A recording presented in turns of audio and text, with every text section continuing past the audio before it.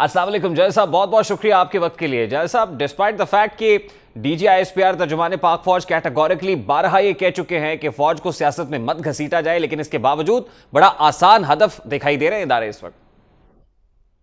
ये बदकिस्मती है कि जो भी जमातें आप देख लीजिए, नून लीग के जो सरबराह हैं नवाज शरीफ साहब, उन्होंने जिस तरीके से ओपनली शुरू किया और वे नून लीग के जो मुख्तलिफ लीडरशिप मुख्तलिफ औकात में जो बातें करती रही है, और उसके बाद आज जो सोशल मीडिया पे आप देख रहे हैं, एक तो शुक्र है कि इमरान खान साहब ने रात को बड़ा खुला और बड़ा वाज़े ये पैगाम दिया है कि आपने फ़ौज पाकिस्तान के बारे में कुछ नहीं कहना, क्योंकि फ़ौज पाकिस्तान ही पाकिस्तान की ज़मानत है अल्लाह ताला के फजल करम के बाद, और इन्हीं की वजह से पाकिस्तान एक मुत्तहिद है। तो मुझे उम्मीद है कि उनकी ये अपील, उनके जो मता है, उनको भाई भी होगी, काम भी करेगी।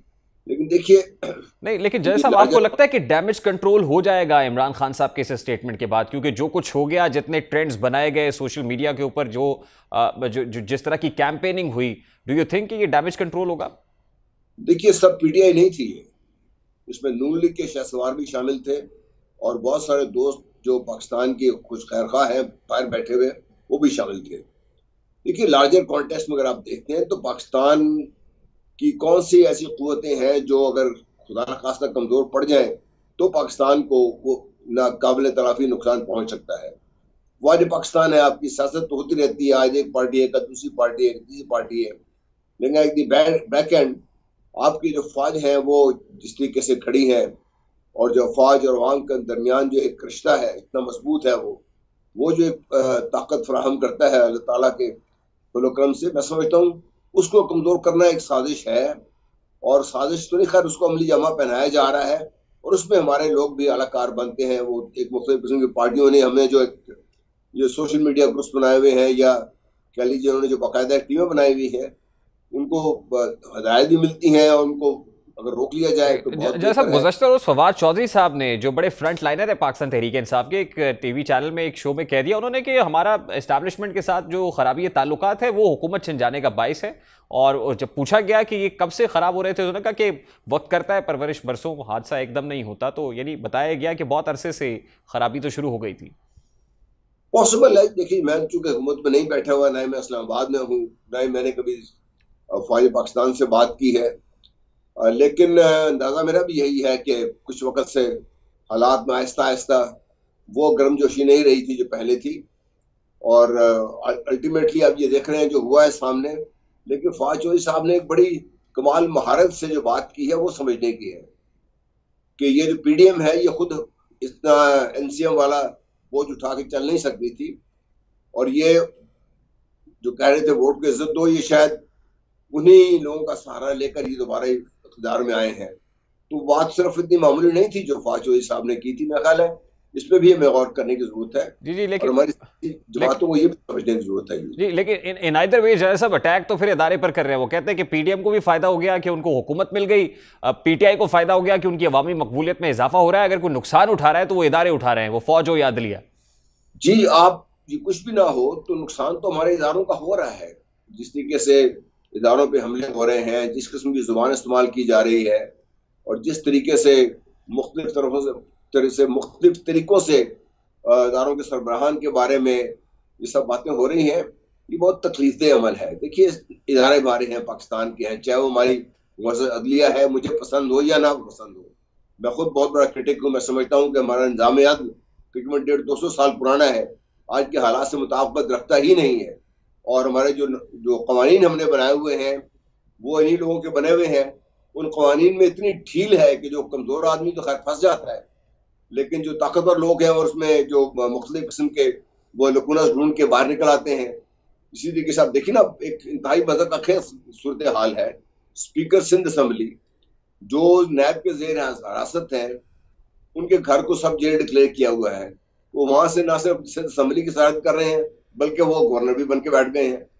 तो ये इससे ज्यादा मज़ाक़ खेज़ी क्या हो सकती है कि हमारे कवानीन की, हमारे आइन की, और आइन के बारे में तो मैं समझता हूँ कि it has more holes than the Swiss चीज।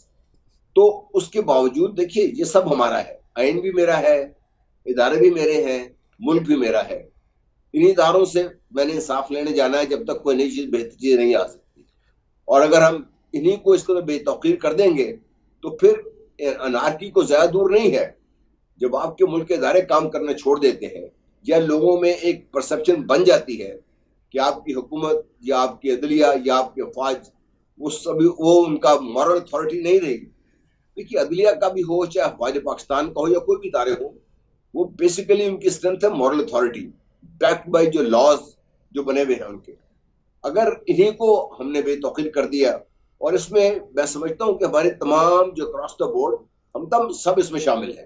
تو جیسا فوج میں ایز این انسٹیٹیوشن اس وقت فوج کے اندر, کیونکہ chief of the army staff نے ریٹائرڈ فوجی افسران سے ملاقات کی, وہ کچھ ملاقاتیں کر رہے ہیں ود ان دی انسٹیٹیوشن. پہلے D G I S P R نے کہا کہ رینک اینڈ فائل کے اندر جو ہے وہ ایک درار ڈالنے کی کوشش کی جا رہی ہے, لیکن ایسا کچھ نہیں ہے اور دس مسٹ بی اپریشیٹڈ. لیکن کیا یہ جو کریٹ کرنے کی کوشش کی گئی ہے ایک دیوار, وہ ہے کہ آرمی چیف کو ملاقاتیں کرنی پڑ رہی ہیں لوگوں سے اور بتانا پڑ رہا ہے, اس پہ کانفیڈنس میں لینا پڑ رہا ہے؟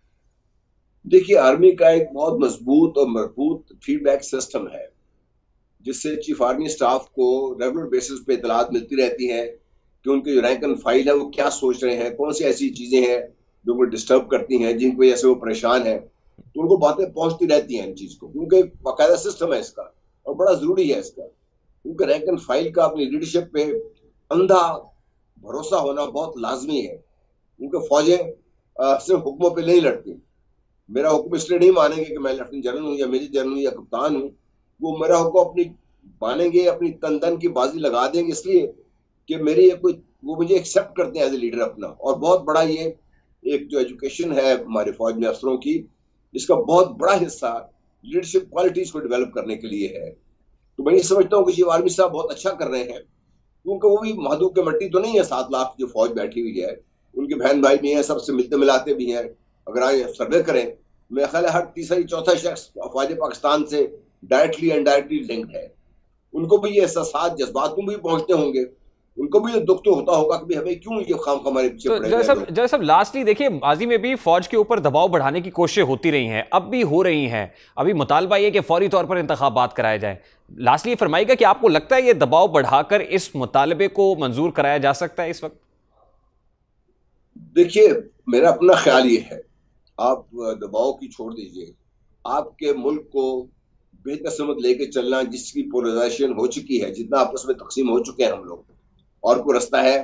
میں سمجھتا ہوں کہ انتخابات جتنی جلدی ہو جائیں اتنا ہی بہتر ہے, ورنہ یہ بٹرنس جو ہے یہ بڑھتی جا رہی ہے, یہ دن اور بڑھے گی اندر.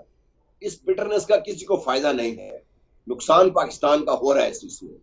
ہمیں اپنی یہ سیاسی ضدیں یا اپنے انا کے اس سے بڑھ کے اور بڑا ہو کے سوچنا پڑے گا, اور یہ کراس دی بورڈ تمام لیڈرشپ کے لیے ہے, چاہے وہ پی ڈی ایم کی ہے چاہے وہ پی ٹی آئی کی ہے.